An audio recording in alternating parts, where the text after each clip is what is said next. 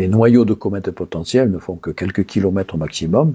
Et c'est quoi? Ce sont des amalgames de glace, de différents corps, de différents gaz congelés, dont beaucoup de glace d'eau, hein, avec des poussières cosmiques, des graviers, ce genre de choses, c'est-à-dire des vestiges de la nébuleuse présolaire. Alors tous ces corps gravitent normalement extrêmement loin du Soleil, mais de temps en temps, et à nouveau, des perturbations gravitationnelles leur font quitter leur trajectoire lointaine et elles foncent en direction du Soleil. Et c'est là où elles se transforment en comètes, parce que évidemment, loin, ce ne sont pas des comètes. Ce qu'on appelle une comète, c'est quand on voit une belle chevelure. Et pourquoi il y a une belle chevelure? Parce qu'à l'approche du Soleil, elle s'échauffe et il y a les gaz volatiles qui commencent à se dégager, puis il y a des poussières et on a donc c'est magnifique.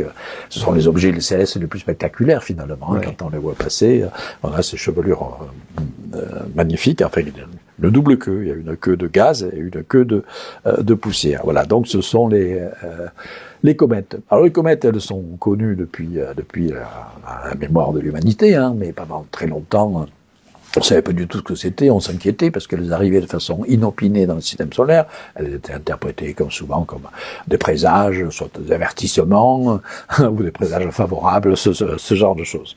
Donc ce n'est qu'au XVIIIe, XIXe siècle qu'on a commencé à comprendre d'abord les trajectoires des comètes et puis après la nature des comètes. Les comètes ont joué un rôle très important dans l'histoire de l'astronomie, notamment pour le calcul des trajectoires, puisque ça a été l'un des triomphes de la théorie de l'attraction universelle de Newton, que Newton propose donc dans ses Principia en 1687, que d'étudier, donc de montrer que les comètes sont des corps célestes comme les planètes soumises à la gravité du Soleil, donc elles suivent les lois de la gravitation universelle, et on va donc pouvoir en calculer les trajectoires, qui, contrairement à celles des planètes, sont des trajectoires souvent très excentriques, c'est-à-dire très elliptiques, alors que les trajectoires des planètes, qui sont des ellipses, mais des ellipses en général assez proches du cercle.